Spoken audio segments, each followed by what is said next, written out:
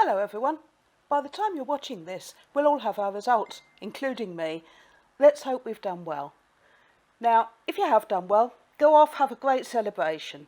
But the rest of the video isn't really aimed for you, it's aimed at the people who may be a bit disappointed today. So the first thing I want to say to you is please don't panic. I know it feels like the end of the world, completely understand that. But you can move past it, you can put it behind you. And before we go on, I just want to tell you a little anecdote about a friend of mine. And this friend, partway through her OU degree, she failed a module. She failed the resit. She had to redo the whole thing. And obviously, like anyone else, she was really gutted about that. But she went on. She got a good degree. She did her master's. She's now partway through her doctorate. So she's not going to be thinking about that at all looking back, is she? It hasn't affected her life. She's got past it. She's done really well. And that can be you as well.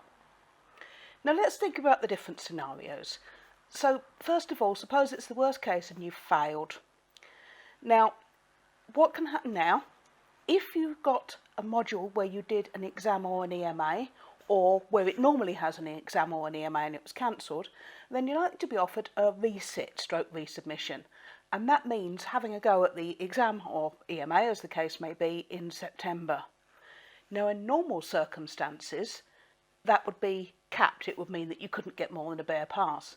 But because of the current circumstances with the pandemic, the university has decided that it's going to allow people to have an uncapped result, so the full range of grades will be open to you in that. If you don't think you're going to be ready to do that in September, and I do understand that in these circs, then you do have the option to redo the entire module, and again the whole range of grades will be open to you if you do that. So worth having a chat with student support about that sort of thing if you're trying to decide between those options.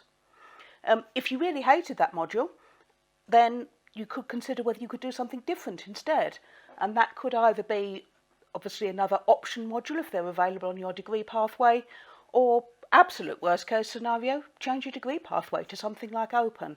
Obviously that's quite a drastic decision to make, but it is always open to you to do that. Now let's think about another option, and that is that, okay, you passed, that's something, but you didn't get the grade you want.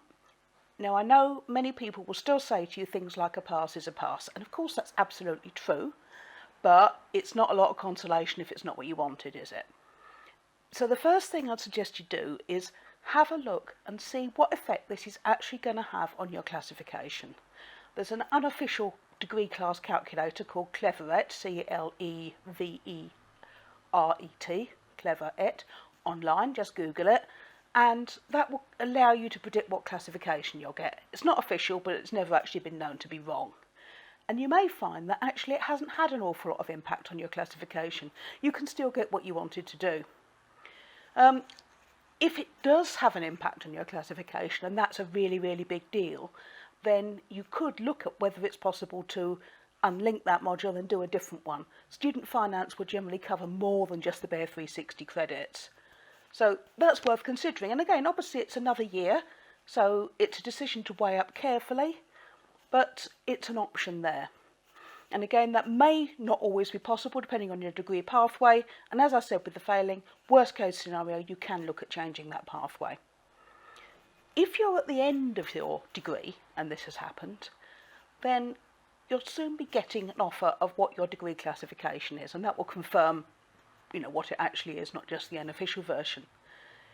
So what I'd do before you make any decisions, wait for that. See what classification you're actually being offered. If that classification is a problem for you, then really important, don't accept the degree offer. Yeah, because if you accept it, it locks it all in, it locks it in stone. So don't accept it if you're thinking you might want to do a different module. Find out about your options, whether you can do a different module or instead to bring that classification up a bit. And then you can, if you need to though, still accept that degree later. So it's not going to go away. Don't accept it right away if you might want to do another module, but you can then go back and accept it later. That's absolutely not a problem. Now, let's think about what's probably the most annoying ever result, and that's when it says pending, which is basically the university saying, we're not giving you a result yet, and that is so annoying, isn't it? But there can be all sorts of reasons for it. perhaps one of the most common ones is there's some sort of glitch in the system. It's been particularly demanding this year for them to get everything together with all the changes due to the pandemic. So it could just be something like that. You could have something like maybe a marker's gone AWOL. It could be all sorts of things. Occasionally it can be a thing about checking up a plagiarism check, and again there might be a bit more of that this year because obviously remote exams make it a little bit different, don't they? But hopefully that's not going to be affecting many people. And it could also be something, which we're going to look at as a whole separate thing, that when you're on a margin, when you're just between two grades, and then what can happen sometimes is they give you a pending, and then in a couple of days or so they'll get in touch to say you're being offered something called a viva. Now that probably sounds scary because in lots of universities a viva means something where it's like a spoken exam. It doesn't necessarily mean that with the OU. A viva is the name that's given at the OU for any piece of work that they can give you if you're like marginal between boundaries, to help you show that you actually should be in the higher grade. So first thing, if you get a viva offer again, is don't panic. It's definitely worth doing. It gives you the chance of getting a higher grade. So the way to think about it is, if you don't do the viva, you've definitely got grade whatever, suppose it's a grade 3. If you do the viva, you've got a chance of getting a grade 2. Now, I mentioned that the viva isn't necessarily spoken. In some cases, like languages, for example, speaking might be appropriate. But if I think about a couple of my friends who've had them in the past, what it's usually been for them is it's been a bit of work, a bit like a TMA, and it's focused on the particular learning objectives that they didn't demonstrate so well in their exam or their EMA or their previous work. So, for example, one friend last year, she was doing chemistry. Her viva piece concentrated on organic chemistry, which she hadn't done so well in, and that enabled her to be bumped up from a pass 2 to a pass 1. So it's an opportunity to get a higher grade if you have one of those. So I know it's a bit, oh my life, I've got to do another piece of work, but it is an opportunity, it's not a bad thing. Final thing is appeals. Now, quite often people think that if they've got a grade that they don't want, the sensible thing to do is immediately try and put in an appeal about it. Unfortunately, it's not as simple as that. It's not like school level exams where you can just ask for a remark. If you're already really close to a boundary, the chances are you'll probably have been checked quite carefully anyway. But if you have concrete evidence that something is wrong, so for example, they haven't marked a question that you've done, a TMA has been left out, that sort of thing, something really concrete, then you can put in an appeal about that. And that's worth doing if you're in those sorts of circumstances.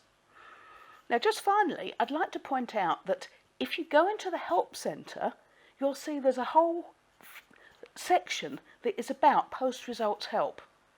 Now, I've done a bit of an overview here, because I think that's possibly helpful to people, but there's the full details in there. It guides you through the whole process, asks you questions at each stage, guides you through, so do have a look at that one. That's one of the best places to get help.